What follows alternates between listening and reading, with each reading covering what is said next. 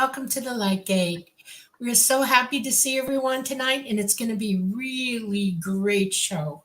We are coming to you live from the beautiful city of New Orleans at the United Public Radio Network at 107.7 FM and the UFO Paranormal Radio Network at 105.3 FM. We are on Roku, we are on Facebook, we are on YouTube, and many other different platforms. We're so glad you're here. Take it, Preston. Thanks, Dolly. Thank you, Well, everyone, for joining us. I am your host, Preston Dennett, author, and I guess I'll call myself an experiencer because I am. And with me tonight is, of course, my lovely co-host, Dolly Saffron, a lifelong experiencer and the subject of my book, Symmetry. And we are actually at show number 26. Super excited. We have some amazing guests tonight, but before I get to them, I just want to say hi to all you guys here, just as a thank you for joining us. I really appreciate it. You guys are amazing. Hi, Tools. Hello, Michael. Awesome to see you here. Hi, Red Peanut. I love to see all these familiar names. Scuba Maru. Thanks so much for joining us. Oh, very kind of you, Mills Bub. I really, really appreciate your kind words. Thank you so much. Hi, Gray Troll. Always awesome to see you here. Hey, Dana Matthews. You guys, we have a really cool show tonight. I know last week we had a really cool guest who everyone really loved, and I think we're going to have some equally good amount of fun tonight. So hi, Louise, and it's Alicia. Got a hot cup of tea. I already had my tea, so I am good. Hi, Janice. Lunar Dove, nice to see you. Jenny Feniello, good evening from Florida. ooh, Awesome. And namaste. Thank you so much for the super chat. Truly appreciated. You as well, Terry D. Is so very, very generous of both of you. Really appreciate that. Hello, Becky. Lots of very familiar names here. Hi, Ruth Kleiber. So excited to see you here. Okay, I could say hi to you guys all day long, but I got in trouble for doing that once, so I am not going to go on much longer, but I can't help it. I love saying hi. Hello, Scarlet Fire. It's just fun. This is, it's nice to see all our friends here. But yeah, we do have an amazing show tonight. Our guests are what I call UFO paranormal power couple, Rob and Trish MacGregor. Dolly and I have talked to them, met them face to face.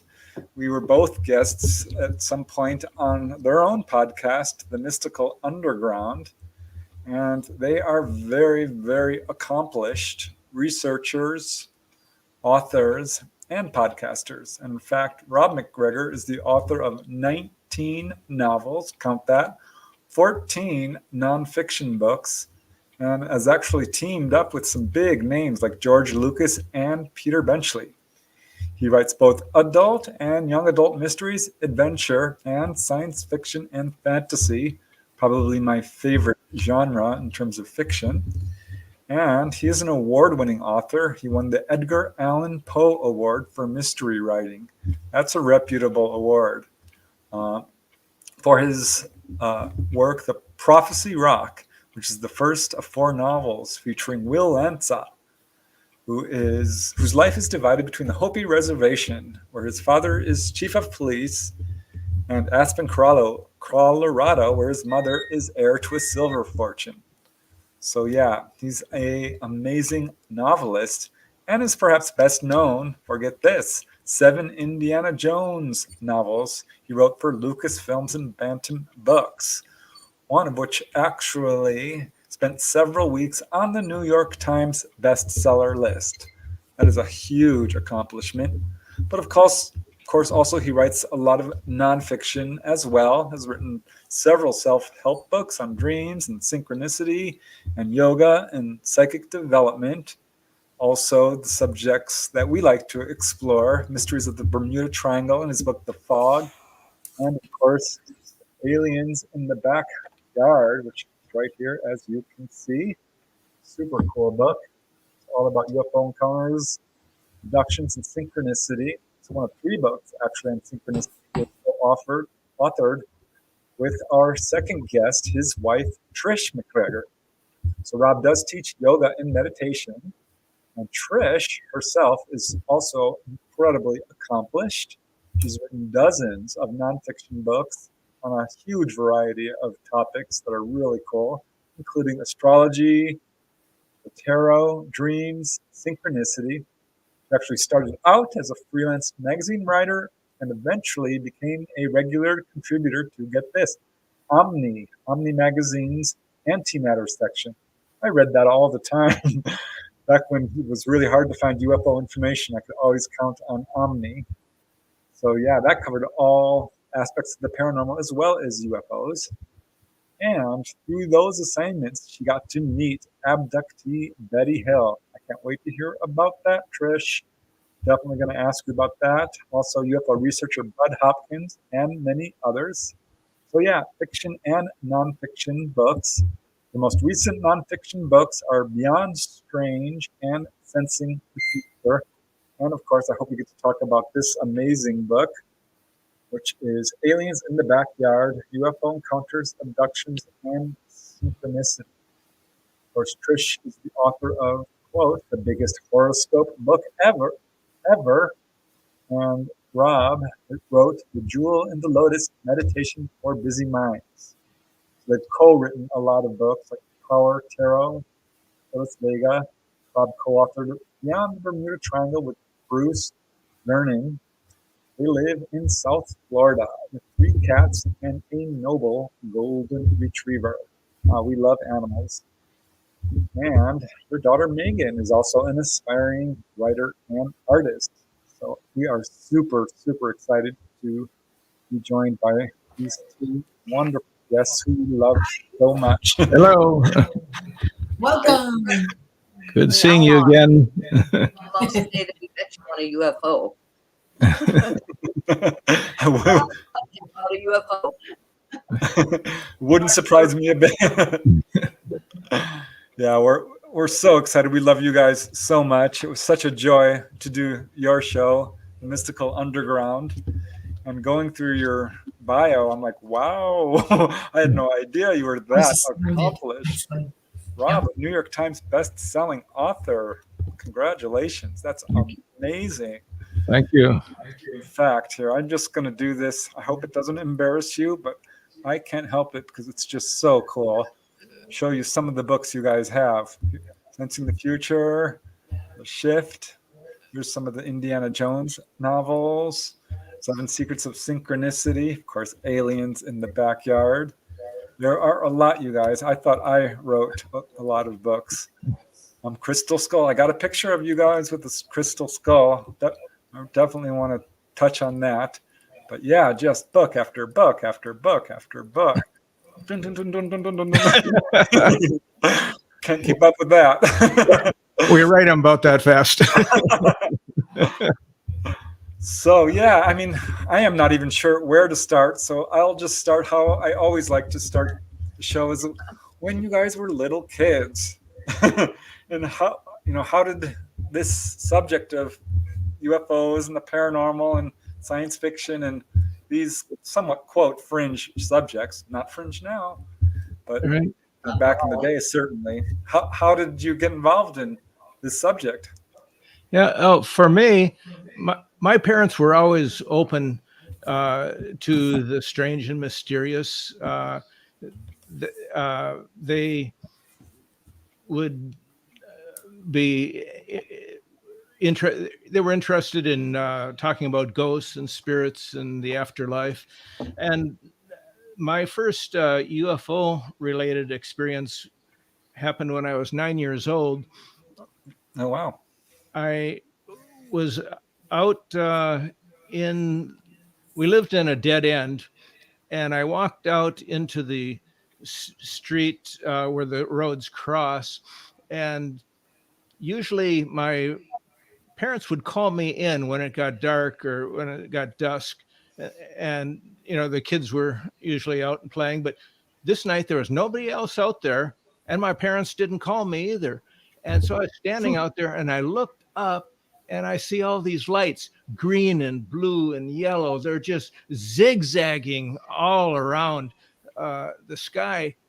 And that's the last thing I remember. Then I went in the house, and I told my parents what I had seen.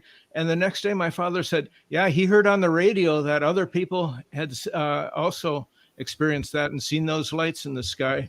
So, wow. What city was that in? that was in suburban Minneapolis. Oh, Amazing. okay. That sounds like a genuine display. The UFOs show themselves on purpose. So Yeah. I'm guessing, I've come to believe that when someone has a sighting like that, they're doing it intentionally and they know who's looking at them. So Yeah. that was a little gift to you, I'm guessing, from them. Yeah. Very cool. And the circumstances were odd too, because I had never stood out there in the dark by myself and without my parents calling me in. So, and then that happened. So that was Very interesting. What about you, Trish? I was 16. I was boarding school because my parents were living in Venezuela, and the company paid for boarding school. So one night we were in. It was after lights, and a bunch of us were in this girl's room downstairs. And I was looking out the window, and I saw this light doing this very weird things. I said, "Hey, guys, look at this thing. What is this?" I said, "I think it's a UFO," and everybody started laughing. But they admitted that it could not be an airplane, at least not any airplane ever, because of the maneuvers it was making. So finally, everybody was at the window. We were all trying to follow this light, and it just took off. That was the first. How long did you watch it? Probably about 10 minutes. I mean, it definitely performed for us. It wasn't, it could have taken off at any point, but I think it knew it had an audience. Wow. That's very cool. That was the first time. Was it way high up in the stratosphere, or was it down lower in the atmosphere? So I say it was maybe 2,500 feet. So it was Not pretty bad. low. Okay. We were Wow. on the bottom of a 2-story house. So Oh, wow. So is that what got you interested in this subject? no, actually I was interested before that, but Really? this kind of confirmed it. Yeah, no, I've been interested in this stuff since I was a kid. Oh, wow. Since I learned That's curious. And when Trish and I met, we were both in life situations where we were surrounded by people who had no interest in UFOs or the paranormal, and so we were reading a lot of books, but had nobody to talk to.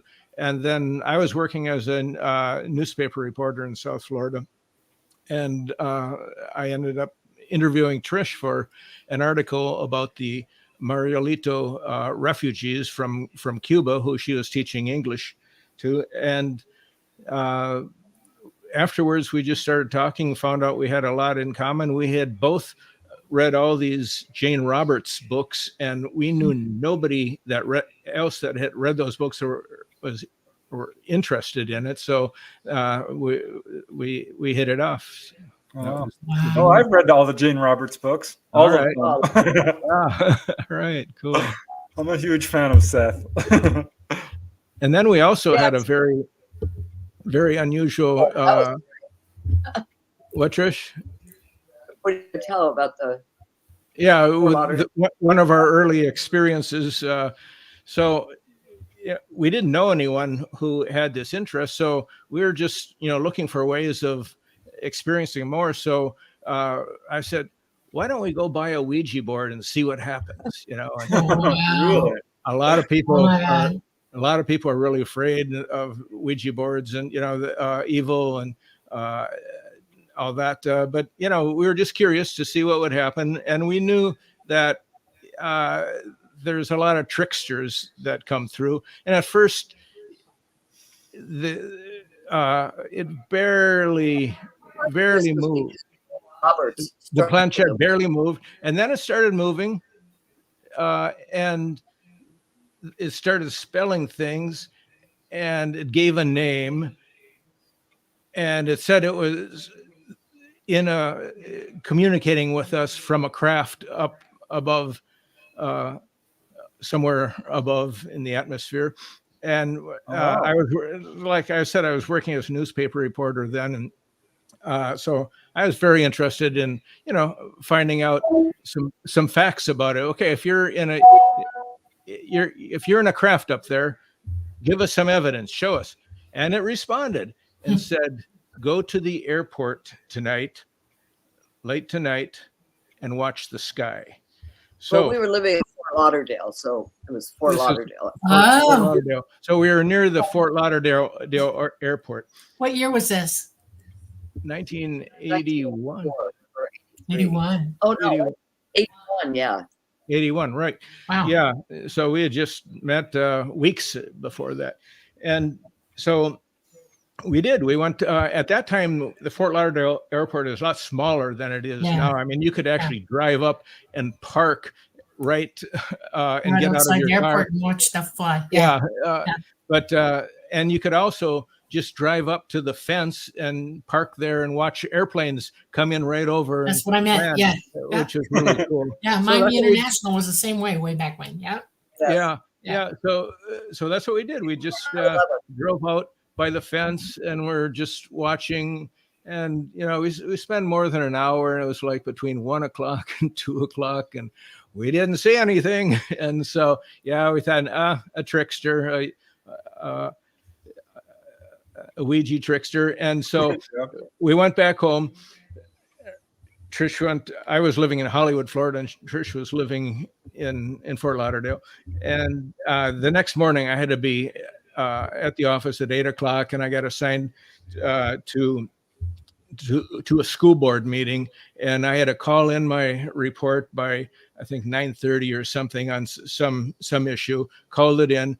Then the editor said, "Okay, come into the office and do a longer follow-up story. You got a 10:30 deadline for that one." So I had to rush in and do that. And at that time, people smoked a lot in newspaper offices. It was allowed, and the woman next to me always had a cigarette lit, and she was puffing away and working on deadline, and I was working on deadline, and we both finished about the same time. And I looked over and I said, "What were you working on?" And she said, "A UFO story. There was a UFO sighted by the cops last night over Perry Airport." I said, "Perry Airport," which was located in Hollywood, about 10 miles from where we were in Fort Lauderdale, and very close to where I work, actually. And so that night, Trish and I went out again to Perry Airport, and it's closed at night. There's nothing going on, and it was just very dark. And we just sat there and watched for a while and said, I guess nothing's going to happen. But then as we're driving away, I turn on the radio, and I'm just spinning through the stations, and I hear something a little unusual. It was an old style radio drama, which you don't hear anymore. Before television, there were a lot of dramas on the radio. And so I started listening, and what do you know? One of the characters is an alien. And Trish is driving behind me, and this is long before cell phones, so I'm trying to think. There's an alien on the radio. and so this is how the UFO merge with the paranormal, with how it all fits together. It's not just one, nuts and bolts thing, visitors from another planet. It's something much larger than that. I'm curious about as you know. Yeah. Did this up the gain on you seeing UFOs after this? In other words, as the years have progressed, have you seen more and more UFOs in your lifetime? Do you feel like that you're known now? Well, yeah, we in the last. You go ahead, Trish. Barnes and Noble. And yeah, go ahead. Picked up a UFO book. I said, "Hey, Rob, here's a UFO book we don't have." So we marched up to the cash register, buy it, walk outside, and there's a strange light in the sky, just kind of like what happened to me in boarding school, but much lower. And we're both standing there watching it. Yeah. And people walking past us, and nobody's looking up.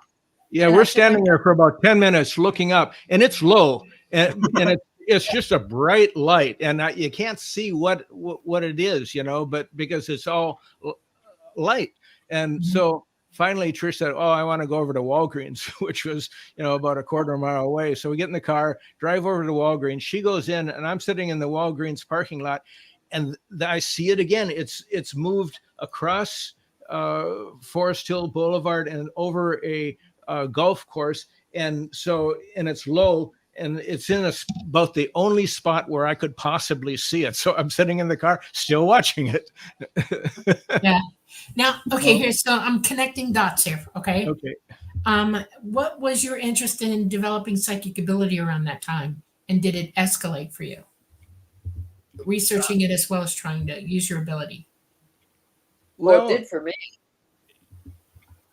You mean from that point on? Well, we've been involved with the subject, and I've had lots of paranormal experiences over the years. So I can't say that particular anything happened that I recall after that, because we have synchronicities virtually every day. I hear from people that say, I've had 2 synchronicities in my life, and I'm thinking, well, I've had 2 today. I'm glad you brought that up, because that is a big part of this field. I've certainly come to realize that. But just backtracking to using the Ouija board and getting that message, and then it's over another airport nearby. That's kind of a sense of humor these ETs sometimes have. Right. I would leave town, and there would be a sighting over my hometown. It happened over and over again. And I just want to add that I once did a YouTube video on, can you contact UFOs through a Ouija board? Oh, really? And I got a lot of feedback from that one, both good and bad. Yeah, right. The Ouija board is controversial, but there was this case in Utah where these kids were using a Ouija board and had the same message. And they said, we'll show up over the hospital at this date, go outside. And it was there. And the whole town saw it. This was in Roosevelt, Utah. Frank Salisbury was the researcher. He wrote the Utah UFO display. And after hearing about that case, I dug in and I found a good 20 cases like that. Oh, really? That's interesting. Well, the whole point of the Ouija board is that you're opening yourself up psychically anyway. Right. You're giving permission to receive anything. And ET will take those opportunities immediately, especially if they're already watching you or following you. They'll jump in if they see you doing that. So, yeah. Well, it makes perfect sense. I told you about the 3 aliens that appeared on when we had you on our podcast. I asked you, what were they? That I had gone to this Eric Pearl workshop where he was his healing techniques on showing us how to do it. We paired up with a stranger, and while this woman was doing the hand movements over my body, I felt the top of my head blow off, and the beam of light shot up to the ceiling, and at the very top, I could see these 3 aliens peering down at me. And it's not like they weren't hostile or anything. They were curious. No. We're all in contact with one another anyway. I mean, most people don't realize how connected we all are psychically anyway. We hear each other, we feel each other. That's what empathy is. Empathy is not mystical. It's an actual ability that you have in your psychic abilities, and it's in your toolbox. And so ET is aware of us constantly. There's nowhere in the universe that you can't make point contact with another entity if you're fully psychic and operating. And they can watch you or talk to you at any time, especially if they're interested in you. And they'll stay in contact with you, or they'll listen for you and watch you, remote view you. I mean, that's their way. And so for you to use the Ouija board, they were on opportunity, here it is. And you did exactly what they were hoping you'd do. You actually went out and showed them that you received the message. You confirmed it to them that they're not hearing wrong. They heard you rightly. Okay. And then they made points of contact with you, along the way. So it's very cool. Our mistake was not asking which airport. Oh yeah, Right. yeah. We tend to do that too. We hear in our head what we want to think it is. Yeah. Yeah. We regularly have different types of experiences. I had one just last Thursday. Should I go into that one, Trish? It's related to a dog. So we were taking care of this. We were taking care of this dog for a few days. It's an American bulldog, which has real short hair, very friendly girl. But she has this collar on, and the owner says this collar is perfect for her. But every time we take care of this dog, Trish takes the collar off because she thinks it's too tight. Okay. And so this was last Thursday. It was about 7:15, and I knew the owner was back in town, and he was picking up the dog at 8:00. So I see the dog starts following me around, and I pet it, and no collar. And so I started looking around. I look all over the place for the collar. I can't find it. Yeah, so I went and woke Trish up, and she said, "Look on the counter, blah blah blah, and the kitchen table." And so I looked in these two places. It wasn't there. I keep looking. I woke her up, and I knew the guy's going to be coming anytime, and so I woke her up again, and she said, "Keep looking. It's right out there." And so I did it again. I finally I went back a third time, but Trish was sleeping, and I just let her sleep. And so I came back out, and I was thinking, well, I'll just have to tell Lloyd that we can't find Abby's collar. But I look at Abby. Abby's got the collar on. Now, where did that collar come from? And the collar was upside down, which is odd. It was like it was, clipped together. What? And it should be in the tag. It was on top, And, it's very short. I have times when I can't remember names, but I have never not remembered finding a collar, putting it on the dog, and then completely forgetting it. No, that did not happen. It's just a very strange thing. I tried to think of the different possibilities. Maybe she always had that collar on, and I just could not see it. But yet I was thinking, man, how could that be? Because I petted her, and I would have felt if she had the collar on. I mean, it's very short hair, and I mean, just as a metaphysical thing, a psychic thing, that it was invisible for some reason, but I have no idea. And I thought, and I told Trish, well, maybe there was somebody in the house, and she said, yeah, they're stealing the collar, and then they decided to put on the dog and leave. That doesn't make any sense. So, and then there's the alien possibility that they were playing a trick with us, but who knows, We live in 12 dimensions, okay? And we're all on top of one another. We're all together in the same space. Yeah. And a lot of people experience an entity who's dimensionally right next to you, who can see you, but you can't see them. Yeah. And they'll intervene in our lives from time to time if they understand that this is a big deal. This collar's got to be on the dog, and they may have just come on in and put it on as fast as they could and backed out. That I've had weird things like that happen. I actually saw in my lifetime. I'm not joking around. I was looking for something. I couldn't find it, and I needed it. And I'm about to become hysterical, and I can hear my parents yelling for me. We gotta go.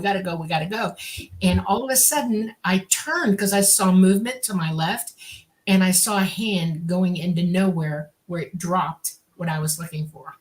And I freaked out. I was like, thank you, and don't do that again. And I grabbed it and I ran, and I realized that they do intervene. They do help. Yeah, I've had a few weird experiences. I mean, once I was looking for a pen, just a simple pen. I was with my friend Roger. I'm like, where's the pen? It was right here. He's like, I don't have it. I'm like, you have it. You must have it because I don't have it. And then boom, it drops on the coffee table. And he accused me of throwing it, and I accused him. That's thought maybe it came. I don't know. It was just Yeah. weird. Weird stuff Uh-huh. happens. I don't know how to explain Yeah, this. yeah. With the dog collar, I mean, that's wild. Yeah, that's strange. Yeah, a friend of ours, Susan, she's told us a story when she was, I don't know, 8 or 9 years old. She was sitting in a chair, and she said she wanted to go over to the couch, and suddenly she just went right up in the air, across the room, and into the couch. And totally freaked her out. Levitated? Yeah, levitated across the room, and Wow. never happened to her again. But but she's had a lot of UFO experience. We've written about her stories. See, that doesn't surprise me. Yeah. How can we put in an order for levitation? Yeah. Actually, But- put it in an order for teleportation, so I don't have to drive 3 hours on a boring highway to Orlando to see our. Right. Well, I have had. No, that's more like bilocation, not levitation. You wouldn't want to fly that way. Yeah, I think, but just disappearing from here and reappearing there, that would be nice. I've interviewed contactees who've had that driving to work, and they arrived there far too early. I'm like, this is not possible. It takes an hour. They're like, no, you're a half hour early. How does that happen? It's not missing time. In the Bermuda Triangle books, I've got stories like that. My co-author had an experience where he just shot from Bimini to Miami Beach instantaneously, and he did not fly. He did not fly that in the airplane, but it wasn't a normal flight because he would have been going something like 1,200 or 2,500 miles an hour, which the plane would have just disintegrated at that rate to complete the trip. But he and his father both had checked their watches at the beginning of the flight and the end of the flight, and they arrived with 9.5 or 10 gallons of too much fuel that they should have burned off. So. Wow. Also, It's amazing. of what it usually. So, what do you think is going on with the Bermuda Triangle?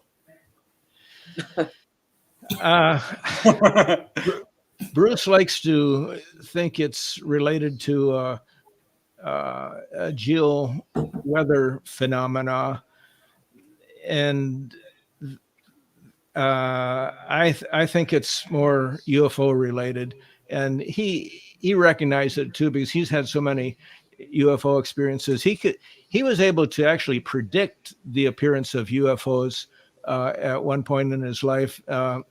He told his wife, "Let's go to the beach. There's going to be UFOs," and there's like 5 or 6 of them moving right down the beach that he had seen, and basically he had come with binoculars and everything prepared to look for them, and there they were. There you go. Yeah, People always overlook the spiritual and paranormal aspects of UFOs, and that just goes to show it's a big part of it. Yeah. Well, when he was on UFO Hunters, Rob and I went to, where was that, Rob? Oh, just to a blank. You're in Andros Island? Yeah, sort of the underwater area of 51. Yeah. And,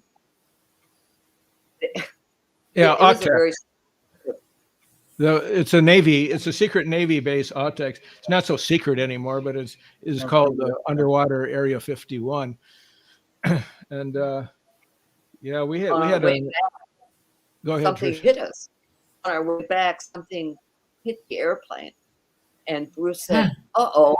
And I'm looking from the backseat. I thought, oh my God, we just lost, what was it, the compass or, the thing that you need for guidance on an airplane.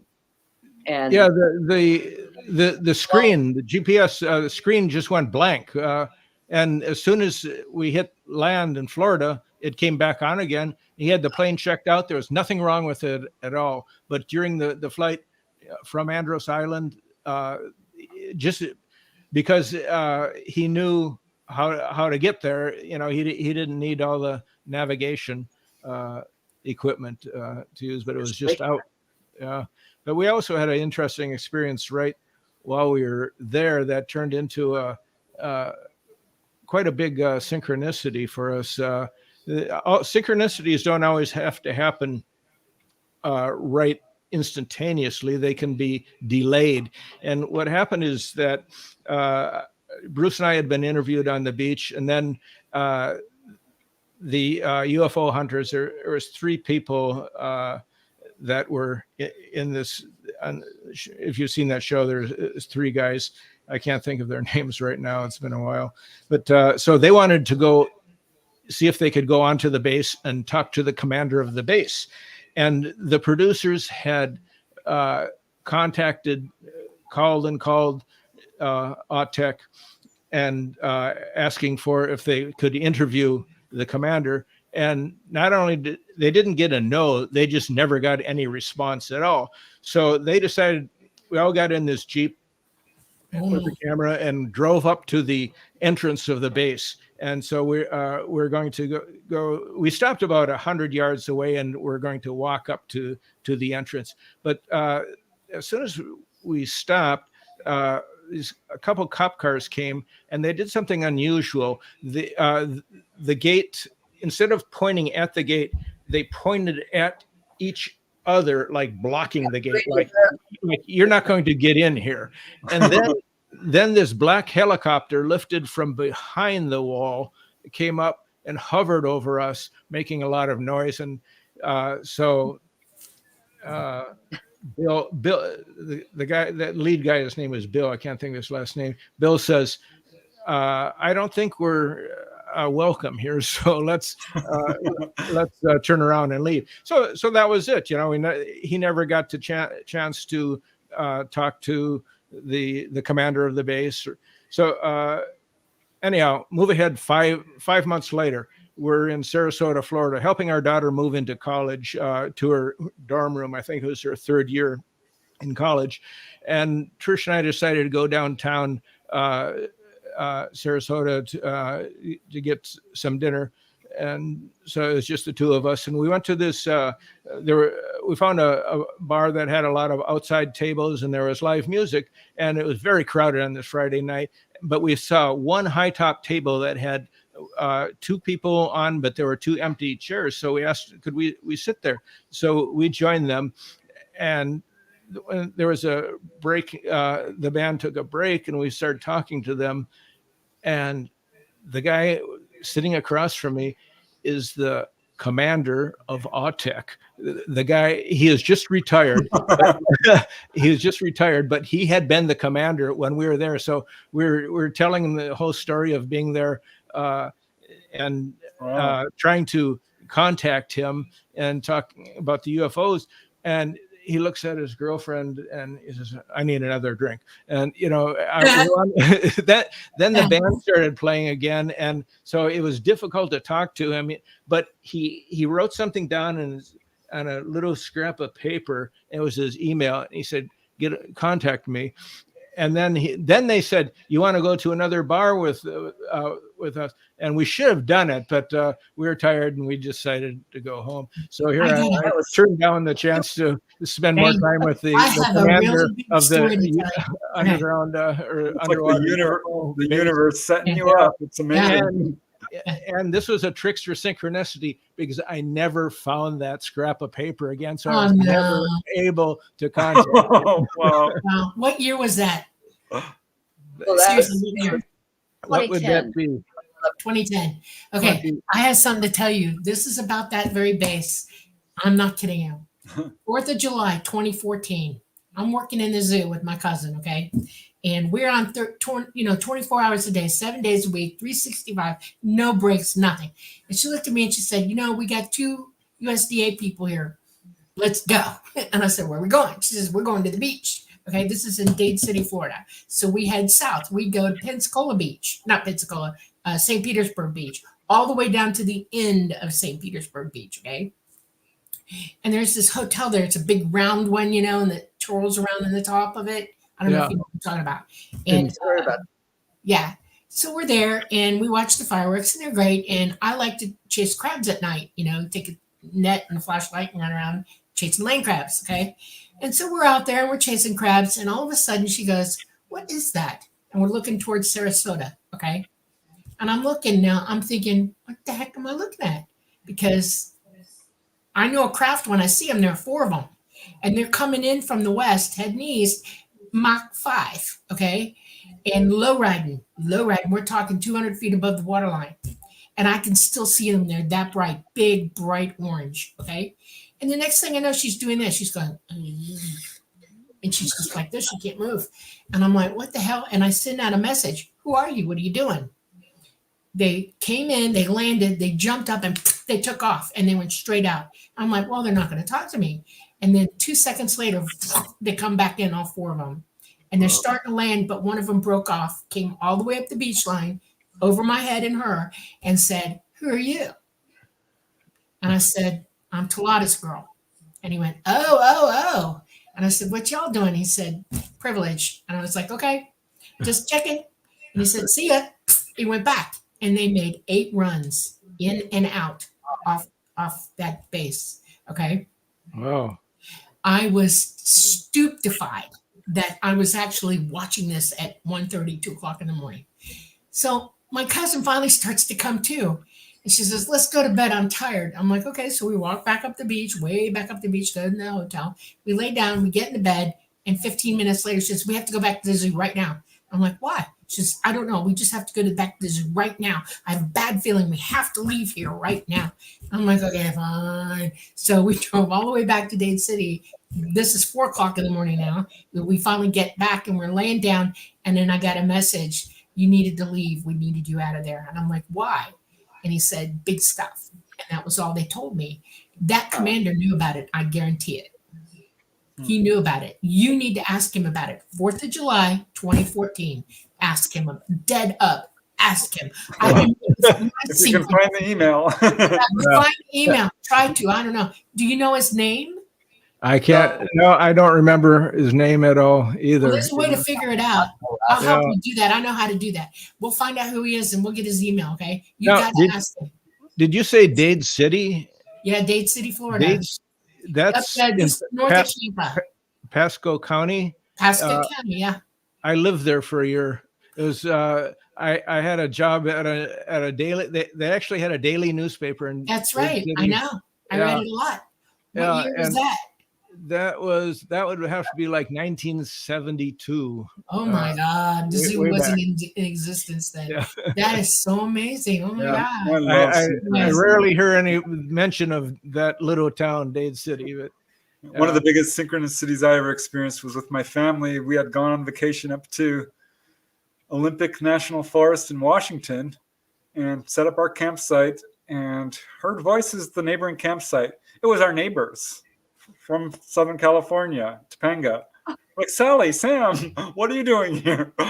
By pure chance, we had set up camp in another state next to our neighbors. I mean, what are the chances? Oh, really? It doesn't ever happen. I know. Yeah. It's weird stuff. It's like once I went to Magic Mountain, I ditched school to go to Magic Mountain. And who was in front of me in line? The girl I sit next to in class. She turns around. She's like, Preston, what are you doing? Are you ditching? I'm like, you're ditching. Yeah. It's just one of those weird synchronicities. Yeah. That makes you go, Okay. So how many years total were y'all in Florida? We're still here. Yeah. Whoa. Yeah. Wow. I've been here since that was my first job or second job out of college in Dade City. I worked in Bismarck, North Dakota for a year, got out of there after a year. And sunny Florida, I had a job. I thought Dade City was near Miami, Here it's in the middle. No, Dade County is Miami, yeah. Right, Dade yeah. County, And it didn't have anything to do with Miami, but it was in the center of the state, not too far from Tampa, actually, in St. Pete. Right. Cowtown. Yeah. Oranges, too. Yeah. And then I left after about a year and a half, went back to Minneapolis until about 1980, 81. And that's when I went back again to Hollywood, where I met Trish and worked in a newspaper, Hollywood Sun-Tatler. And, wow. Yeah. That's amazing to me. All right. You might know people that I know down there. I have to talk to you about it offline and see if you know. Yeah. Well, I want to pop a hidden picture onto the screen and ask you about it. I'm kind of blindsiding you here, so I apologize, but Okay. you'll be okay with it. You guys got to meet dolphins. Nice. Trish. I'm very curious about it, and here's you as well. Yeah. So that's Yeah. like meeting another intelligent species. I mean, this is Right. like Yeah. meeting ET, as far as I'm concerned. Megan worked at the Dolphin Center in the Keys, so that's what Yeah, we were visiting. that's related to our daughter. She worked with dolphins for a few years. Down in the Keys, right? Yeah. Wow. Yep. I know where that is. Yeah. What was it like? Oh, wait, I don't want to show that one yet. She loved Yeah. it. Yeah. She liked working in the Keys, but then she worked at the Epcot Center in Orlando, part of Disney World, and that experience was not so great. She had to get up at 4:00 in the morning. She had to wear a uniform, and it was kind of drudgery. I mean, she liked working with the animals, the dolphins, and the manatees, but she's like us. She wants to, work on her own and independent. freelance, and that's what she's doing. Has her own That's business. awesome. Yeah. Good for her. Yeah. That's awesome. That's amazing. Yeah, So I got to meet dolphins once. It was so cool. I mean, they're so gentle and so clearly intelligent. Yeah, and they have like some kind of radar vision. Like if a pregnant woman is in the pool with them, they can see the baby. They're using sonar. They can see inside sonar. your body. The sonar. Yeah.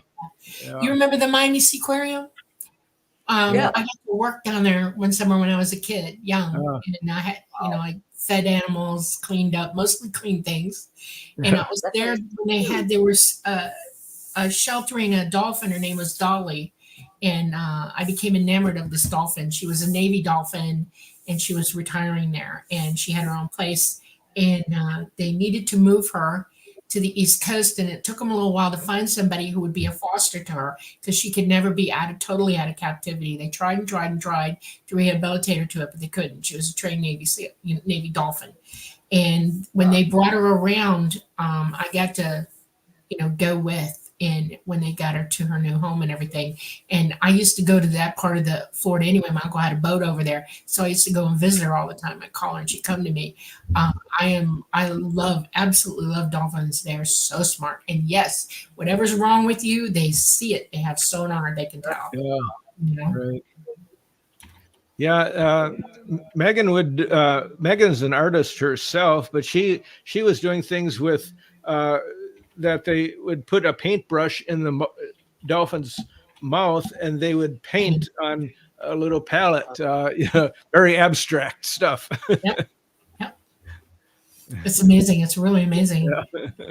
I once heard a really cool dolphin story. This lady was smoking a cigarette while looking at this baby dolphin who was looking at her.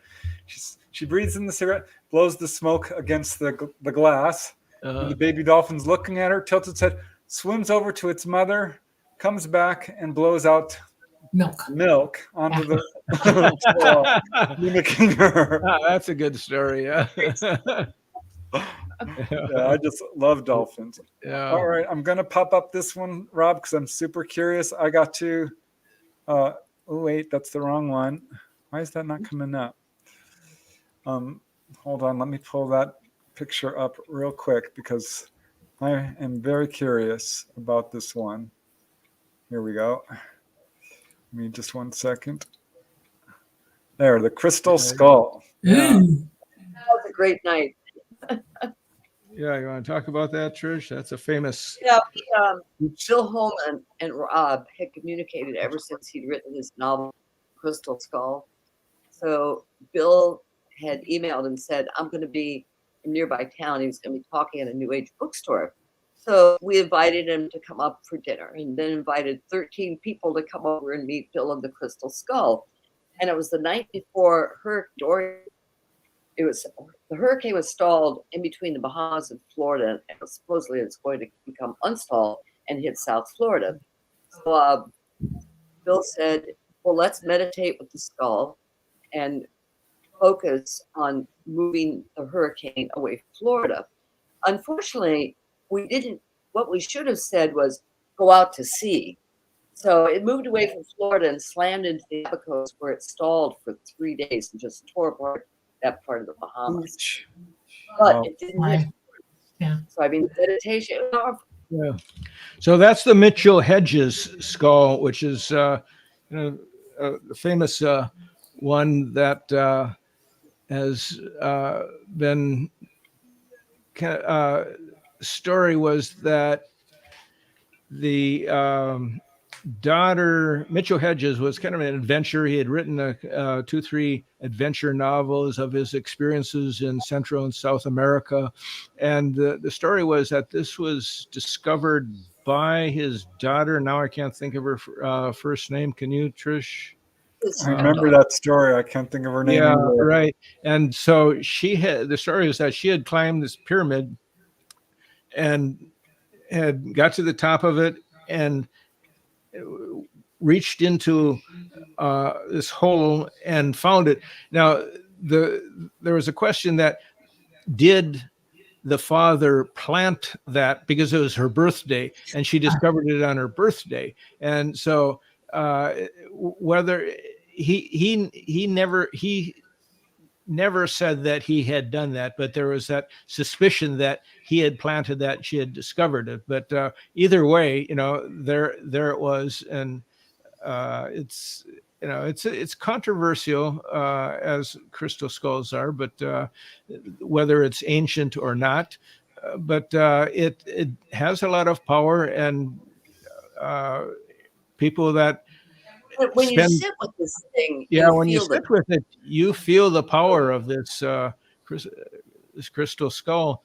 And maybe we blew that hurricane off of Florida because it was coming at us, and it was like a that was at the category 5 one, Trish.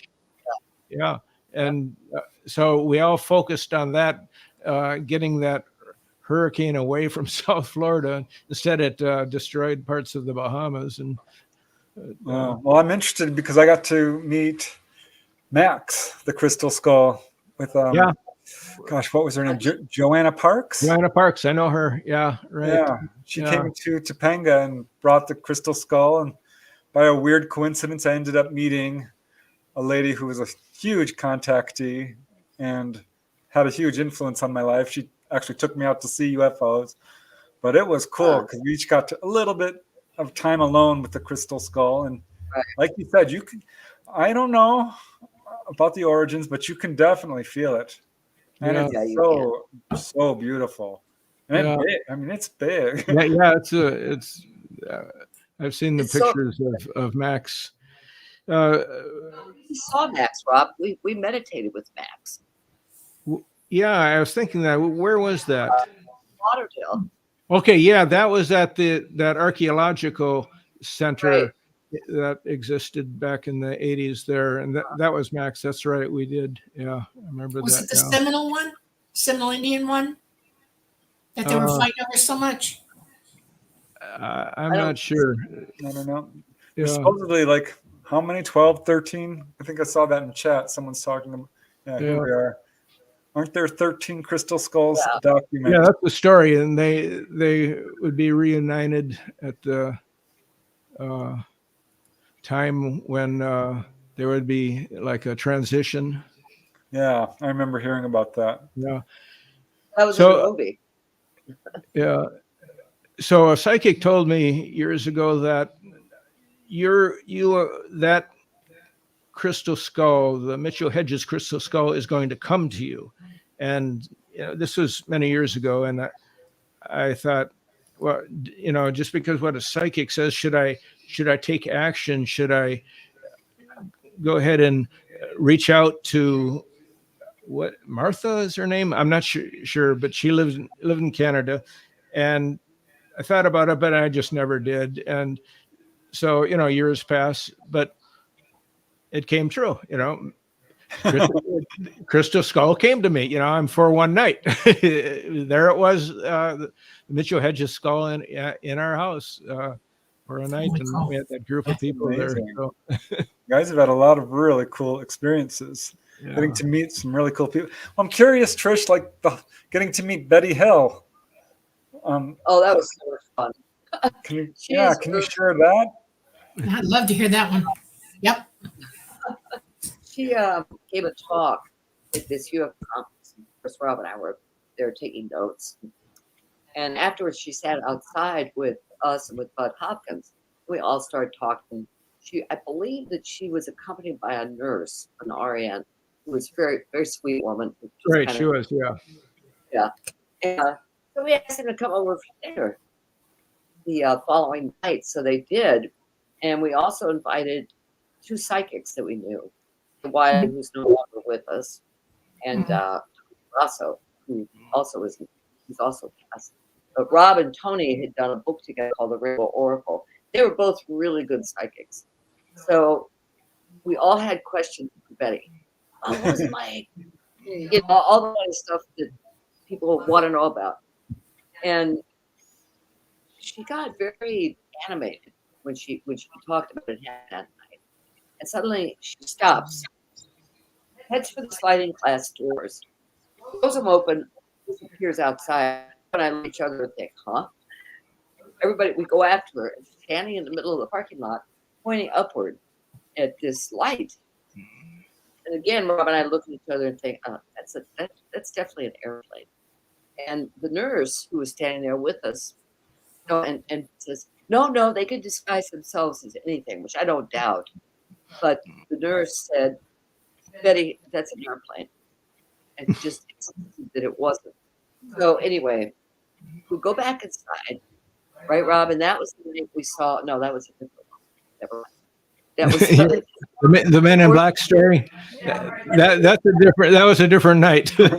And we had a Man in Black experience in that same location. That was related to Bud Hopkins, actually. Yeah. We had gone to a UFO conference in Hollywood, Florida, and Bud was there, and Betty. It was the same conference, actually. And one night we spent with Bud, and one night we spent with Betty. But the one with Bud, he was on a radio show in Miami, and people were calling in and talking about their experiences with having abduction experiences, and one of them struck him as being significant, and he wanted to meet that woman. She lived in Lake Worth, Florida, and we were in Hollywood, but he didn't have a car. He just flown in, and taken a taxi to the conference. And so Trish and I volunteered to drive him up. He's a kind of suspicious guy. He thought we were like with the government or something, and we were spying on him. I said, look, the air conditioning doesn't work in this car. You think, we're agents and we have a bad car? And he said, oh yeah, I guess so. So he got comfortable with us. And so we went up to this, met this couple, and she was really nice. She had the experience, but her husband was kind of a strange guy, big guy, all dressed in black, and he had this gold devil hanging on a chain right in his open shirt, and and Bud, I'm thinking, Trish, do you see this? And Bud is not noticing at all, and I'm thinking that this guy has some kind of control or influencing his wife in some way. But anyhow, he didn't have anything to do with the UFO experience. Bud took her back through the experience. And so 3 grays come into her bedroom, lift her off the bed, and right down the hall and right through the wall outside into the backyard. And it's like a tube, like I don't know if it was a physical tube, but they stand in it and they rise up to the craft.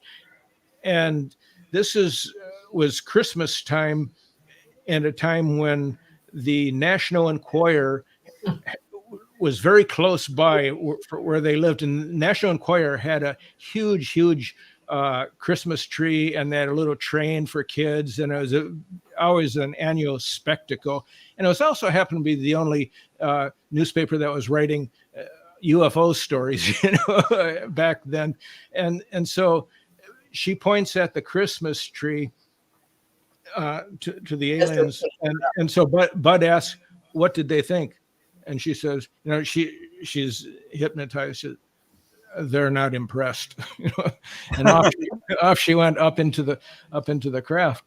And so that was our experience with Bud. And I wanted to get out of that place because the husband, I just got bad vibes from that guy. And Bud stayed overnight there. And I said, good luck, I didn't want to stay in that house another hour.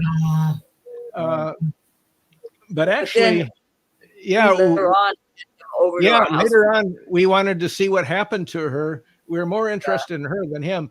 But they both came to our house, and again, we had a couple of psychics there, and the guy was very uptight and like closed off. He didn't want these psychics peering at him, and so. But we had a great conversation there, and it was late, and suddenly, I see somebody outside on the peering into the sliding glass door. A guy dressed all in black. And so I go over and I open the door, and he runs off, but he could have just disappeared into the night very easily. But instead he ran through the parking lot, which was somewhat eliminated, and he was bent over running. He would go from car to car, and he would look back at me, and he'd run to the next car and look back. And so Trish or somebody called the police. And so and usually, something like some, calling the police in the middle of the night, it takes a long time. It wasn't 5 minutes before there were like 6 cop cars zooming in there searching for this guy. And it turned out that just about a mile away, there was a murder, and they were looking for somebody. So when we called, they thought this might be the person. I don't know if it was, but they never found him. That's amazing.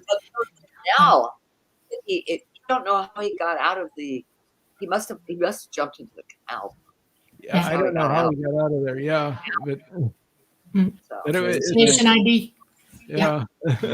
All right. Yeah, we need to take a quick station ID break. So hold on just a second.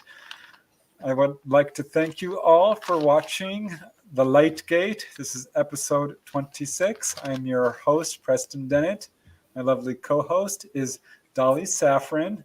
Our wonderful and exciting guests tonight are Rob and Trish MacGregor, authors, podcasters, researchers, and more. Here, let me experiencers. Yes.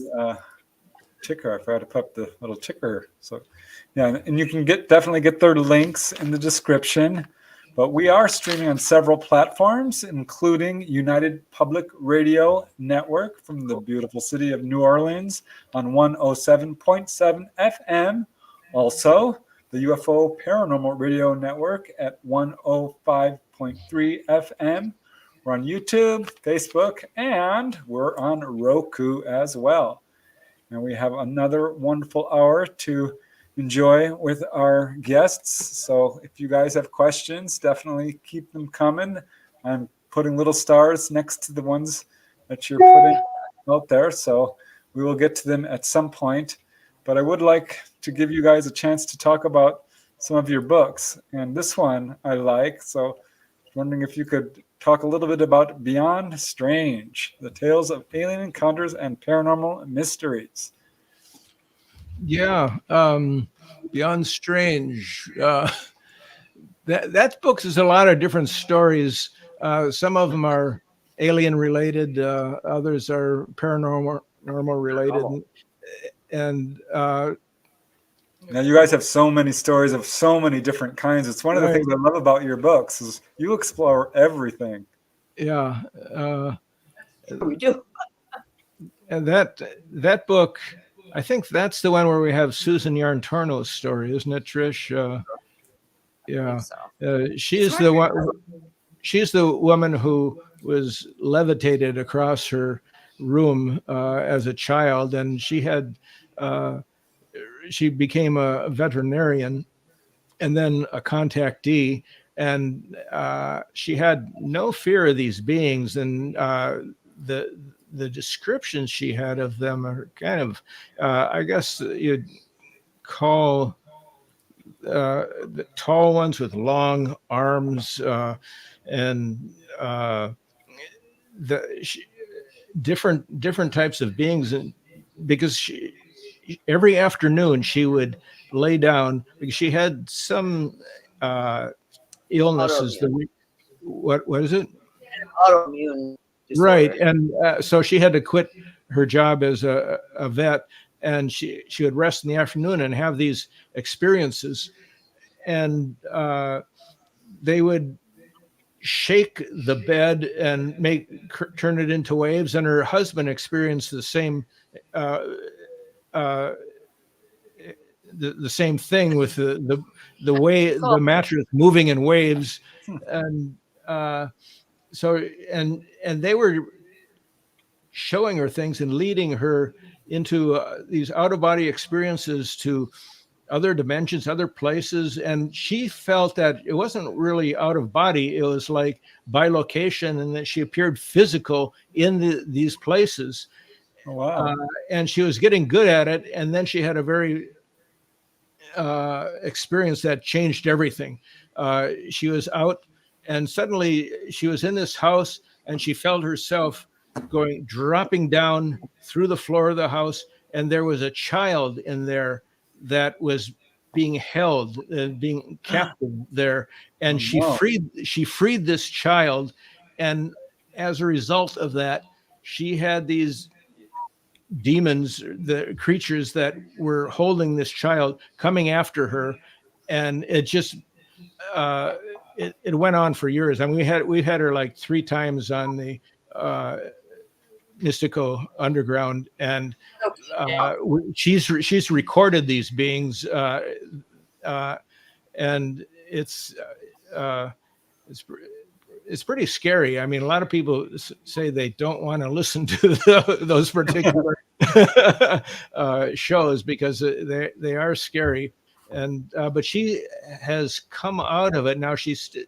I just talked to her recently, and she's very involved in Cosmic Center in Sarasota, and so she's working with these more elevated people, and they still are around her, she says, but she can just ignore them and just like turn away, and they go away, but they're still hovering around her, a couple of them. She laughs.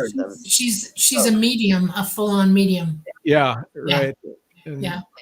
Is that a That cat? means she's very, very, very psychic, which does not surprise me at all. Yeah. Yeah. Did you just pick up a black cat? That's We have a Trix. black Trix. Well, Trix is kind of almost like a mantled. She looks like Batcat. I'm Batcat. She has a Batcat, mantle over her face. And she's got a little white mouth and chin and a little white, and she will not be ignored. So. Yeah.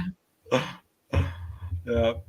So I'm also curious about ghosts and some of your research into ghosts, and you mentioned it. And have you guys ever experienced any personally ghostly activity? Ghost? Yes. I have. I don't think I have. Have you, Trish? Casadega. Oh yeah, of course. How could I forget Casadega? Casadega. Casadega is a spiritualist community, and they have a haunted hotel. An old Mediterranean hotel built in 1922. And one winter, we stayed at that hotel, and we're the only ones in the hotel. I mean, it's a town where people go for readings with the mediums, and I guess I think it was Bike Week. In Daytona. So tourists were in Daytona for the Bike Week, and not in Casadega. We were the only ones there, and our daughter was about a year old, and we were in a room on the second floor, and we're up pretty late reading, and our daughter was sleeping, and we hear these heavy boots, steps coming down the hall, and just a thud coming closer and closer. And I'm not. I freaked out. I Yeah. ran over to the pickup and I started opening the window to look for a fire escape. That's how Yeah, I freaked mean, out I was. there was a very evil sense about what was coming our way, and it came and stopped right in front of our door, and the door By then, handle pushed the- moved. Yeah, then we pushed the. We were both freaking out. We pushed the dresser in front of that door. We did not want whatever was out there to come rattled. into the house, to come into that room, and after a while it moved away. No, it rattled the handle first, Rob. Yeah, it rattled the handle, and it freaked us out. I mean, it was, and we've stayed there. We've stayed there other times, not had that any experiences like that at all. But and they always say, "Oh, the ghosts are friendly," and no, that one was not friendly at all. But we had another experience in Dominican Republic. That was more interesting. With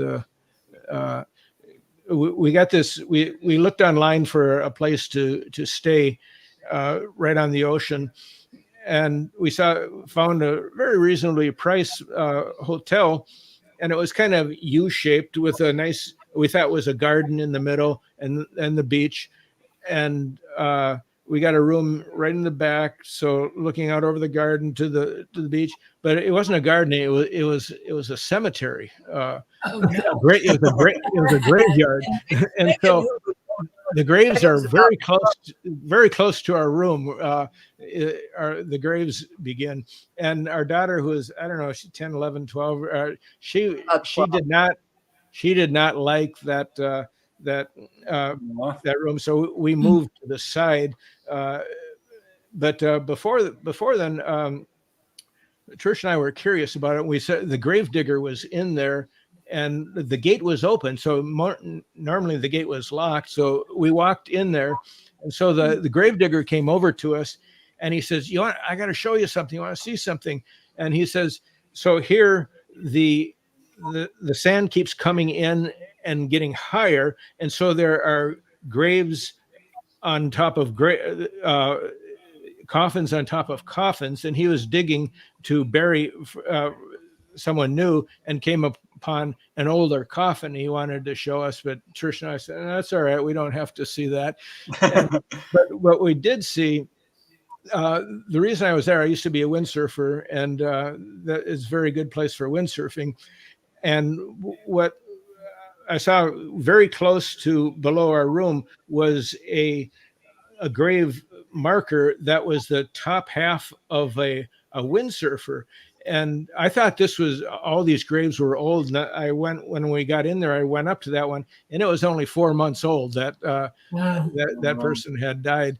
And so that kind of surprised us. So anyhow, our daughter didn't like it. So we go to the side, and actually the room that we had, the door was actually. Rob, you took something from that grave. Oh yeah, okay. I picked up a rock, which was a mistake from the graveyard. Put it in my pocket, and we moved to the side. And actually, the door was closer to the graveyard than our other place. But that one looked right on it. This one looked straight out to the ocean, so the front of it. So Megan was okay with that. But that night, and there was nobody else in that whole side building there. That night we went to bed pretty early, and we're laying there just starting to fall asleep, and I hear this thud, boom, boom, boom, 3. It was like a wrecking ball hitting the side of the building. It was that loud. There were 3 of them, then 3 more, a little break, and then 3 more. And at that point, I sat up, Trish sat up simultaneously, and I said, I thought I was dreaming that, but it was like a different kind of dream. It was like a waking dream, and Trish said she heard it too, but this was totally different. It was very energizing and uplifting. It really, and then the television came on. We never turned on the television. It was just came on, but it was a very uplifting feeling. And so we thought that maybe there was an earthquake or something. We checked the next day, and there was nothing like that. And but anyhow, the next morning we were leaving. Anyhow, I took the rock and threw it back into the graveyard. But maybe that's what they wanted, the rock back. I don't know. But the guy said that there are ghosts and they're friendly, and that was a friendly experience, and it just felt very uplifting. That's cool. Oh yeah, I said we didn't have any ghost experiences. Yeah, we've had ghost experiences. Yeah, when you're in this field researching, it's fun. And it's one thing to talk to people about it, but when you experience it yourself. Yeah. How about you? Have you had ghost experiences? I have. Okay. I think one of the most amazing was when I went to see a physical medium who could do what's called table tipping. Yeah. Right. And it was really cool. And I was watching them do it. It was just a little card table. And I'm naturally skeptical. So I'm looking at it thinking, oh, they're doing it. With their knees or something, yeah. But then, it was my turn. And there's 4 of us. And I'm like, wow, this table is really moving. And I asked, I'm a researcher. Would you mind if you did it with just the medium? And they said, sure, of course. And just her and I put our hands on the table. And I watched her, and she was lightly touching the top of the table. The table went right up. And I asked her, would you mind doing it with one hand? Sure. And it went right up. And I'm like, could you just put one finger on it?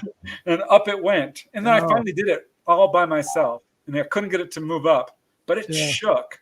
And of course, I examined the table for any devices of any kind. Yeah. Where was that? That was in Woodland Hills at a condominium complex. Okay. She quit doing it because she started to have weird events. There was a clicking sound following her around. Yeah. There was a mysterious fire in the kitchen. And Right. I was driving home because I went back several times, and something hit my car on the road and nearly pushed it off the road. And I'm telling you, that was related to that. I know it. Yeah. My brother said, oh, you probably just hit a patch of oil. I'm like, no. Something hit the car and almost knocked me off the road. It was a little scary. Yeah. So like you said, when you're doing stuff like that, you have to be careful what you're bringing in. Yeah. But I did notice that the table would move differently for each spirit that was called in, whether it was someone's grandma or brother or whatever. It was very cool. She was really good at it. Oh, wow. Can we talk a little bit about aliens in the backyard? Or Yes. Definitely. Yeah. Absolutely. Yeah. So that book started when we were contacted by a man who had an experience that, and a lot of synchronicity is related. It was a synchronicity, in fact, that got him to contact us. So the name we use is Charles Fontaine, but that's not his name. He's a aeronautical engineer in Montreal and had no interest in UFO. Oh, he thought if there were any, the only UFOs he was aware of were in Hollywood movies. He didn't believe them that at all until he had this experience. So the experience actually didn't last a very long time. He usually got up every morning at about 5 o'clock, and he lived about 45 minutes in a small village, about 45 minutes outside of Montreal, and went to work. So it took him a while to get to work.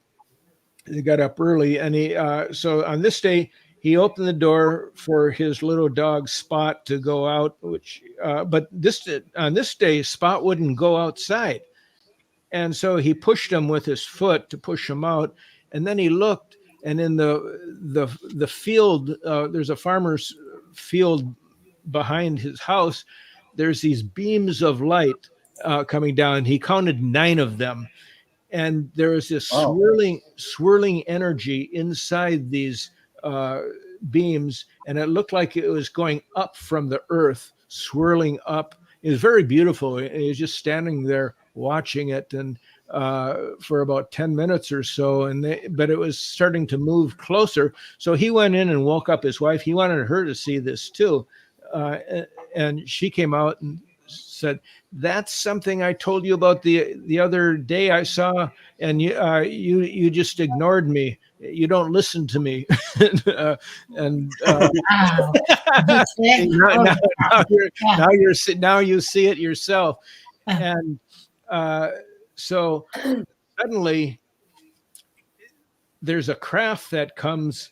I don't know if the beams kept coming, but then a craft came vertical, a saucer-shaped craft, vertical between this weeping willow tree and the house, coming right towards them. Yeah. And there's a beam of light, a gold beam shining down on Spot. And so Charles reaches down to pick up Spot, and the next thing he knows, he's taking a shower, and he doesn't know what happened.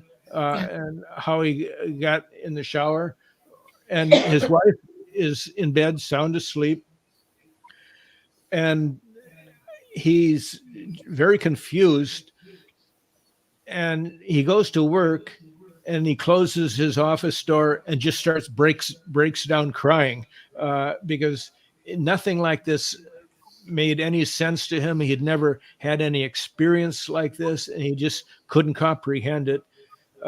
Is kind of a religious person too, and he's so it was affecting his whole life.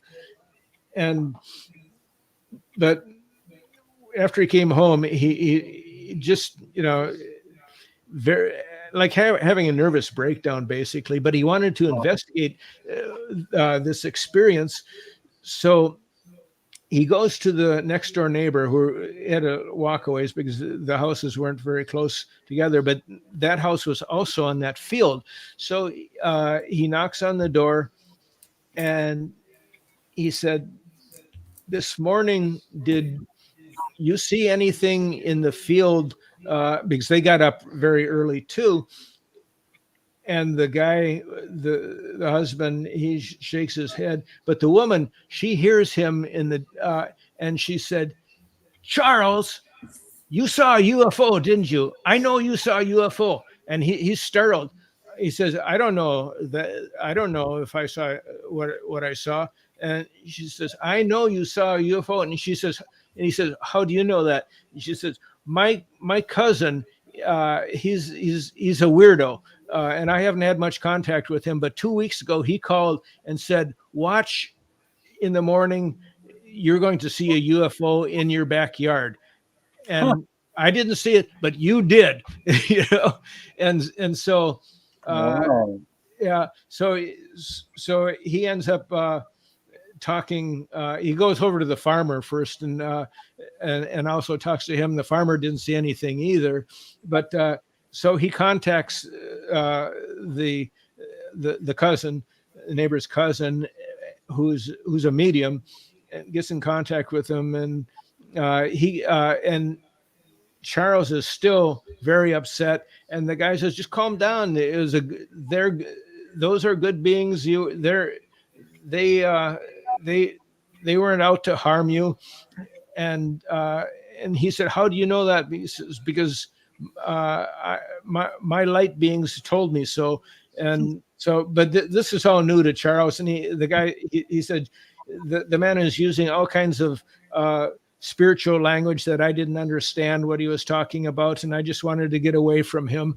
And so this is something totally new for him. So, but he starts doing some research. He goes to Barnes and Noble, and he picks up a book and is looking at it, and it's a book on synchronicity. And he buys it, and it's our book. And then he looks us up online, and what happens when he finds us is he sees a picture of a UFO over a field with beams of light coming down to the field, and he said he instantly knew, I got to contact these people, and that's how he got a hold of us. And the reason he got that's the book he got, and there's a French edition, so he bought the French edition. His English isn't the greatest, but he told us that the number of synchronicities he was having, he didn't even know that term until he looked at the book. Wow. And he said that family next door, everywhere he went, he would see them. He was like at a restaurant 17 miles away, and there they were. It's just like your story that seeing what you said earlier, where your neighbor shows up camping next to you, and it happened over and over. And he was having trouble sleeping, so he went to a pharmacy, and it wasn't real close to his house or anything. And he asked the woman there, can you recommend something to help me sleep? And she said, let me talk to the pharmacist. And she went over to talk to him. And then the pharmacist came over and looked at him and says, where did it happen, inside or outside? And he says, what? Your experience was it? He had never seen this pharmacist before at all. And but the pharmacist does a reading on him and knows that he's had a UFO experience, and he did recommend something to help him sleep. But then he also gave him a name of a psychologist, a friend of his in Montreal, who is very into UFOs, who he met. So he had a whole string of synchronicities happening. And so now you want to know what's really strange with this. We published this whole story in 9 different installments on our blog. Wow. And by the second time, we realized we were being visited by every acronym agency, FBI, DEA, you name it, they came on. In fact, we even got the Royal Canadian Mounted Police on our site for 8 hours one day, like they had assigned somebody. Yeah, they must have assigned somebody to, because they were on 8 hours on our site. And Royal Canadian Mounted Police. I told Charles about this, and I said I can just see these guys on horseback chasing UFOs. And he says, no, they don't ride horses. They're like the FBI, the U.S. FBI. Wow. But, so that was interesting. And then we decided to try something else. We Charles, I said he was kind of religious. He was Catholic, and he would go to these different churches and talk to the priests, and the priests would say, "Get out of here! They don't want to talk about UFOs at all." No. And so he went to one. He went to one though, and he asked if he could have some holy water. And there was a woman there who worked in the church. And she said, "Sir, sure, help yourself." I think that was after the priest told him to go away, and so he took this holy water and sprinkled around his property, around his house. And, because he was sleeping in the basement with a baseball bat next to him. And he was very, very frightened every night. And so Trish says, "Can you send us some of that holy water? We're going to Casadega and we'll give it to a psychic we know who is good at," what is it called that she does? Trish? Clearing. Kathy, yeah. She's a psychometrist, so she can hold things and pick up. So we wanted her to do a reading on Charles through the holy water in this tube. And so she's also a nurse, and when she got it, she thought, "Oh, they gave me some pee, urine sample." That was her first impression of it. but then she picked up about him and about these beings, and I said, Kathy, why have these beings done this to him? She said, they're having fun. This is what they do for amusement. which was kind of a strange thing that. No. I You don't know know. what's so funny that I learned over the years? I'm a nurse. Okay, I'm retired a long time ago. Most of us have the ability to do psychometry, and those of us that are very good at it usually end up in the ER because we're good at triage, and it's just That's weird what- to me. You know, Yeah. But have you heard of any cases where aliens would do something to somebody just for entertainment? no, no, there's absolute purpose. Absolute purpose. Now I will tell you this, okay? They have weird senses of humor. It's I can't even explain it. I've told Preston a million times they are almost sardonic at times, okay? Yeah. And they'll catch you on off guard, unaware, and it's just their way of trying to loosen you up, trying to make you realize that they're not trying to hurt you. They're having fun with you. That's the And whole- I think they can use screen memories too for covering up what they're doing, because we have a story in our book Aliens in the Backyard about these aliens that abducted this guy, and they played a board game with him.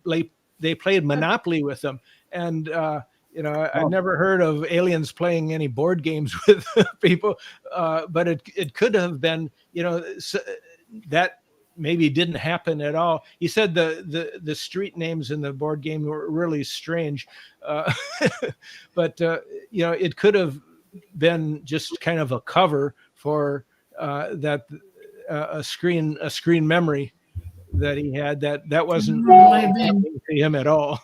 Yeah, there's a game. It's a French game. It's called Born, and I had it when I was a kid, and I did take it on board with me a couple of times to see if they'd play it with me. And Really? it fascinated the crud out of them because it's not a game that you can really cheat at. Okay, it's just all in the cards and how you deal them, and you have to have a really good sleight of hand to mess with this. And it just fascinated them. They actually started laughing. It was so funny to watch them playing this game with me, and they do like to. They love to do fun things. They really Okay. do. Yeah. Yeah. Well, maybe they were Breaks just- up the stress. Trust me. Yeah. Yeah. Oh. All right. Well, I'd like to bring on a couple of questions because we're now at our last half hour, and Okay. we always like to interact with the wonderful folks in chat. And here's an interesting question from Foreshore, who is asking, do you think aliens are the same as angels? I've never seen an angel, so I don't know. I've never seen aliens. Who knows? That's a possibility that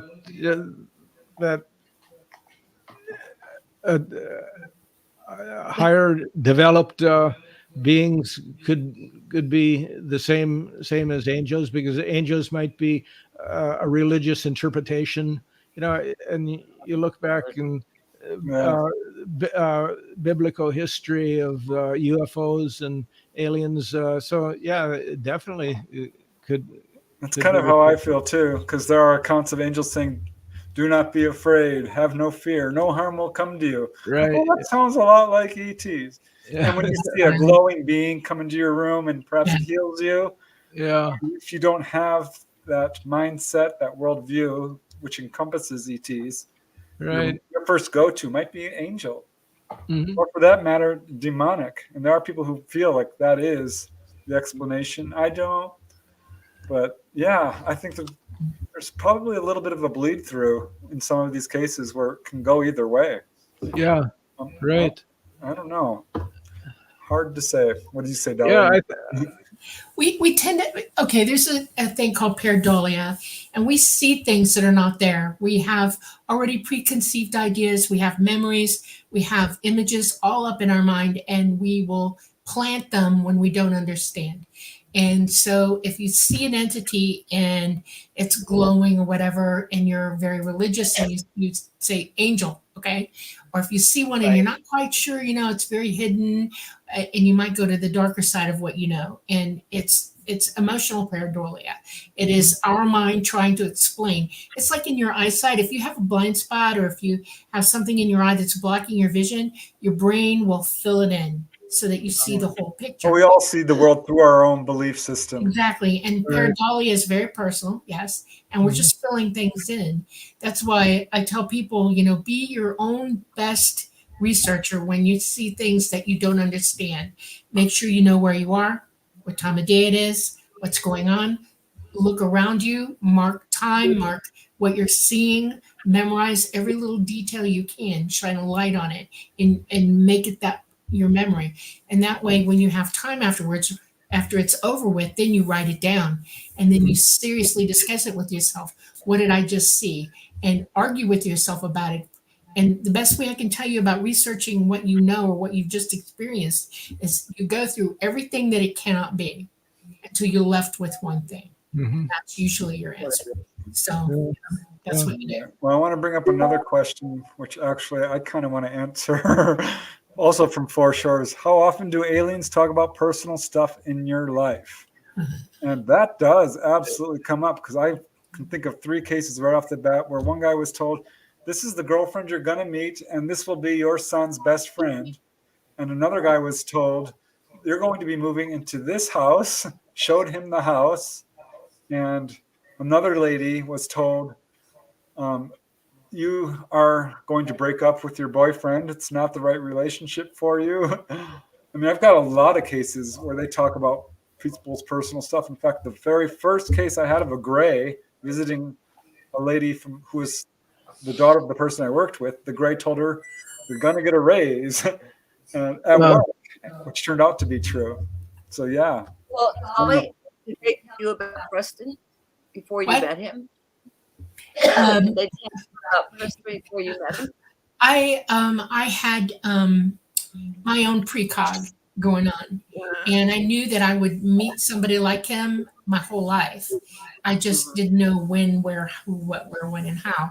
And then when Talata told me about Preston, said look him up, and I brought up his YouTube, and then I went to this video, I was gobsmacked because I was like, huh. And then the more I found out about him, the more I realized things started lining up. It's just really weird. We have too many synchronicities, but going on, And then have you guys heard anything like that where ETs talk about personal stuff? Me? Yes. Trish? To us, you mean? Yeah. Personally? I mean, that comes to mind. Yeah. I think, to some of the cases we've looked at, and, other, people, I'm trying to think. I mean, Connie Cannon had a lot of things that happened. Oh, Connie, yeah. We mentioned she and her son were abducted one night when they were on I-75 headed down to St. Augustine.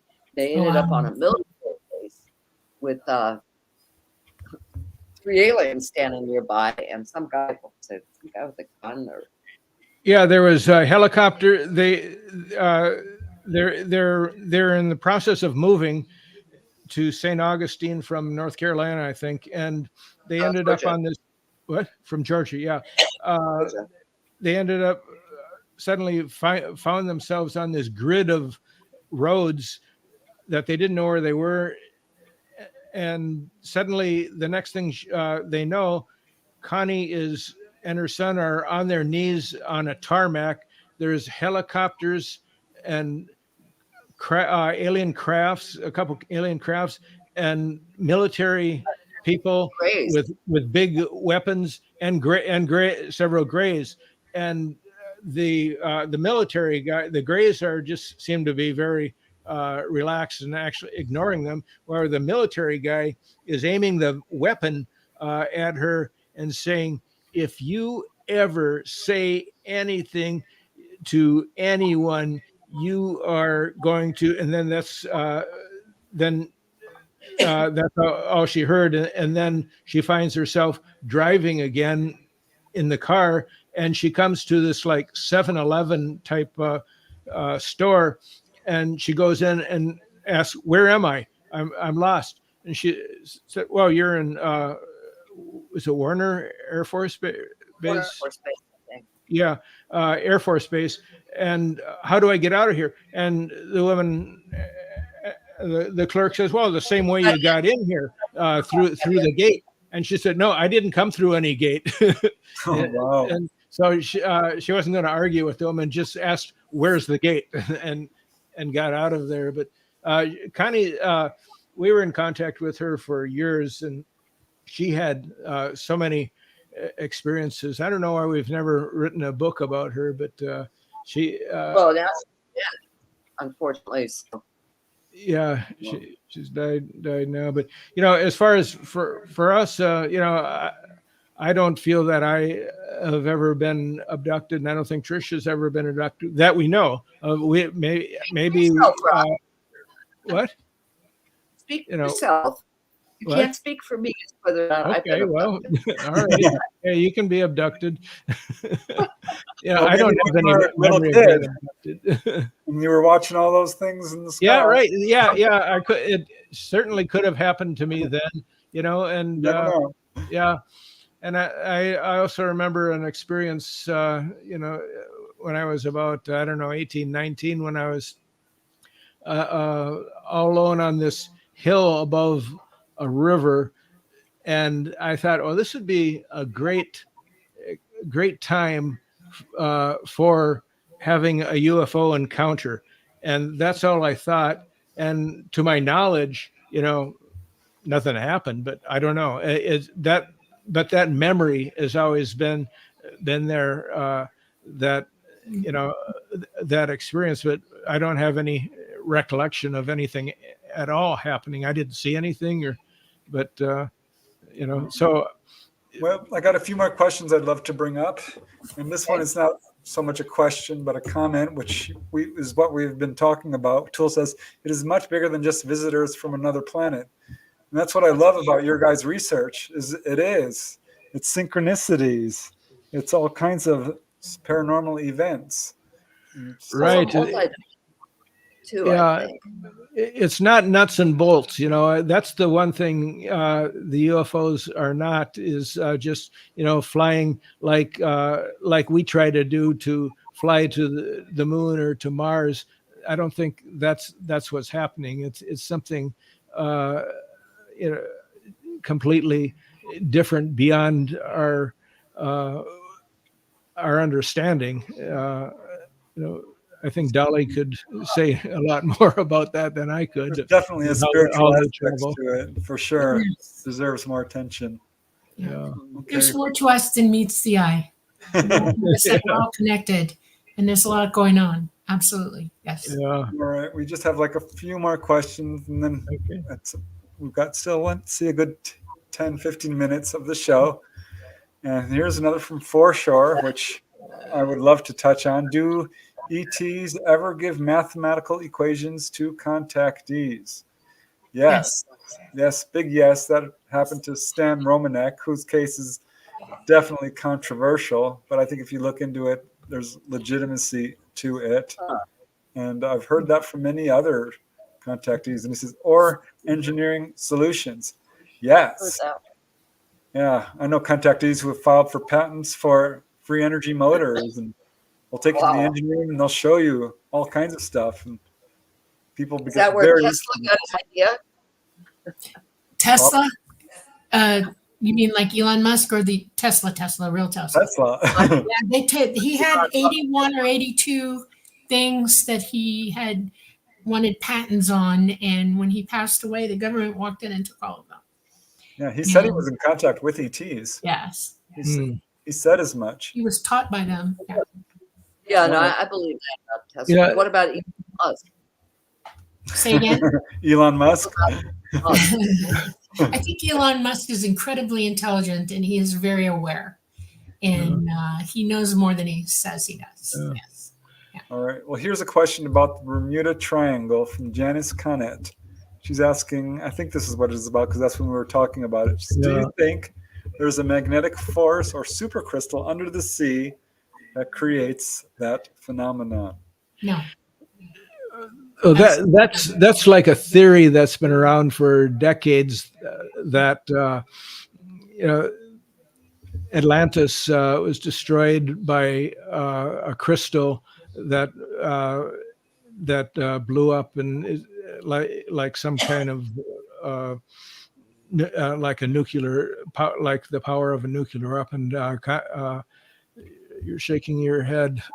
No. Absolutely no. Now we've been on this planet a long time. That theory. In different iterations of time. Every 12,000 years, we kind of change the guard, okay? And humans go away for a while and then they come back. And way back, there were a couple of iterations of humans here who developed a nuclear weapon as well and actually exploded them in the past, way past. I think that most people need to realize is that all the monuments that you see now, the pyramids, all of them, and they're configuring for Orion or for Sirius or for the Pleiades, they left messages in these monuments, and they're pointing toward the 12,000-year cycle. And they were trying very hard for us to understand that we had things we needed to do. And I think it's a little confused now. I think people are not really aware of the truth, total truth. And of our history is there's a lot more history than we're aware of. Exactly. Prehistory. All right. Well, here is another question from Neural Channels, and thank you very much for the super chat donation. And he is asking, did any of you find that the lifetime of paranormal experiences, that it can be a stepping stone to connect to ET? I think it's part of it. Absolutely. Yeah, it's all related. Yeah, ET's asking everybody to use their abilities. You have a pineal gland. It's innately built into your body and your whole system, and we're supposed to be aware and awake with it. And when that happens, when you start using your abilities, you realize that it's all interconnected. We're all entities. We all live, we're not part of this body, really. We're just indwelling here. We live forever. We've had many experiences. All of us, we're here for a reason. I mean, everything is interconnected. People who pass away and don't leave this planetary influence are stuck here sometimes. We can help them. We can speak to our family who have moved on. We have that ability. Heck, the Japanese call it Shinto. It is a religion to them where they communicate with their loved ones and ask them for help. And they do in this religion, they know. I mean, there's Buddha, there's, Krishna, there's Shiva. There's all kinds of things that point you in the direction of it's all related to one another, all of it. And ETs are part of that. Yeah. Well, one of the things I wanted to add was sometimes people who have ET experiences develop paranormal abilities. We found that absolutely abductees became planetary empaths. They could feel precognitively before a disaster of some kind. Would get physically ill. They couldn't yet identify where the thing would occur, but they knew if it was going to be an earthquake or a volcano. Or yes, you're sensing the energy changing. Absolutely. Everybody's actually capable of doing that. Some are just more tuned into it and really do feel it. Yes. Yeah, I think ETs are trying to wake us up to that. All right, we have time for one more question, and this one is from Wrong Planet, who asks, how can a regular unimportant guy try to seek contact to really know it's real? Even though my belief is that aliens do exist and the world is probably more Star Trek-ish than one would think. There's no such thing as a regular unimportant guy. We're all important. That's the thing too about contact. Yeah, contact. They don't seem to go. Definitely maybe they do go to the power brokers of the world, but almost anybody can have contact. It doesn't seem to matter who you are and your position in the world. Put it that way. Nobody's better than anybody else. That's exactly what they are. That's right. Dolly, I have a question for you. All right. In your experiences, have you ever seen any alien writing, like on a wall or? Most craft do not have symbols on them. If they do, the pilot, the indwelt being, the ship is alive, will show people. It'll array them. In other words, they'll come up and they'll put it up for you to see. They're trying to get your attention, or they're maybe going to express an image to you. It's not a permanent thing. They'll just do it because we use language. Symbols are important to us. There are some symbols that we use on craft, and they're mostly, it's in the language of the tall grays. I'll teach you 2 words real quick. Atriar, that means I'm ready, okay? At ut, me, you, at ut. Atriar, at-riar, I am ready, okay? It is a written language, and I use symbols when I'm shorthanding, because I do have a pad. And if I'm reminding myself of something, because I've got about 20 different things going on at the same time when I fly, and I'll, like any pilot, write it down, okay, the way I'm going to do this, and then I broadcast. Betty Hill had a bunch of symbols, and I did translate them for her. I never heard back from her family about it, but yeah, I did it. Yes, they do write things sometimes. Yeah. We had one of our people that we did some research on and helped out. He had that experience when he was abducted. That seeing when he was. What are you talking about? The guy who's lived with us for a little while. That I took him up to Dr. Berthold Schwartz to be. Don was his name, right? That's right, Don. Yeah, okay. Don. So he had a kind of interesting experience being abducted. He and a friend were going to a Halloween party, and they were in costumes. He was dressed as a pirate, I think, and his friend, I can't remember what costume he wore. So they end up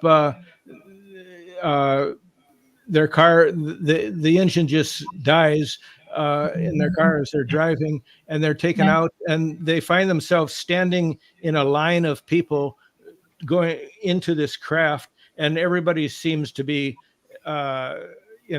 just totally unaware of what's going on, and just standing there numb, and they're standing there in their Halloween costumes going aboard a craft. That's happened. That's Nobody seemed to be impressed by that, by the way. And but he said during Dr. Schwartz in his when he went through the experience, the guy really broke down when he had crying as he was remembering all this, and he saw some writing symbols on a wall that he wrote down. I had it for a long time, but I lost. Wow. Yeah. That'd be cool. I'd like to see that. You got to find that. I would love to see that, actually. Yeah. That's very cool. Well, we're in our last 5 minutes, so I want to give you guys a chance to talk about your amazing podcast, The Mystical Underground, and all your amazing books, or anything else you've got coming up. I'm trying to put some of your books up here on the screen so that people can see, because there's so many. You guys it's really impressive. But yeah, here's a few minutes to just kind of self-promote yourself. Yeah. How can people get in contact with you? No kidding. Write us through themysticalunderground.com. That's our blog website. There's a contact form. Also on, I don't know if you can contact us through YouTube, but we now have a YouTube channel. Cool. What's it called? That's a question. And if people, it's called the Mystical Underground. Okay, that's very cool. So if people want to know more about the Mystical Underground, we also actually have a book called The Shift: Reports from the Mystical Underground. Right. Nice. It came out a few months ago. Now, are you on Amazon? Can we find all your books through Amazon? Yeah, you can. Okay. Amazon, Barnes and Noble. Look at that, you guys. And a whole library for. Yeah, right. It just goes on and on and on. It's Oh, feeling really is impressive. I know. My Fevered. Okay. Very cool. Well, Yeah. All right. Oh, Sorry, there's even a novel called By Strangeness that I Yeah. wrote. Yeah. It's on the fictional island of Tango Key. You might want to look at that one. Okay. You'll see I will. similarities. I've been there Yeah. actually. Yeah. When I grew up, we to relax, we all went to the Keys all the time. Okay. We had a camper and we just went. And I've been all over the Keys, everywhere. And I've been to the Caribbean, and we used to go to Bahamas, Bahia Honda days and stuff like Gumbe Summer festivals, and all that stuff. Yeah. well, And, unfortunately, we do have to wrap it up. So I Okay. just Is really it want to time? Oh yeah. thank you guys.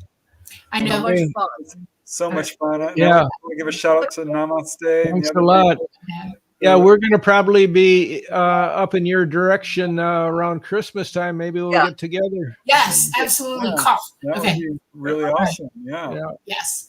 All right. Okay. Well, I would like to say to everybody, thank you very much for coming, Rob and Trish. We're glad that you showed up, and we're going to do this again, please. And Sounds good. the Light Gate welcomes everybody who showed up, and we'll see you next Monday night. It's a wonderful time of year. Go see the leaves. We were lucky enough to come to you from the beautiful city of New Orleans on the United Public Radio Network, 107.7 FM, and the UFO Paranormal Radio Network at 105.3 FM. Yes. Namaste. Check out the Mystical Underground too. Yes, absolutely. Absolutely. Okay. Thank you. Bye. Enjoyed it. Bye now. Mwah.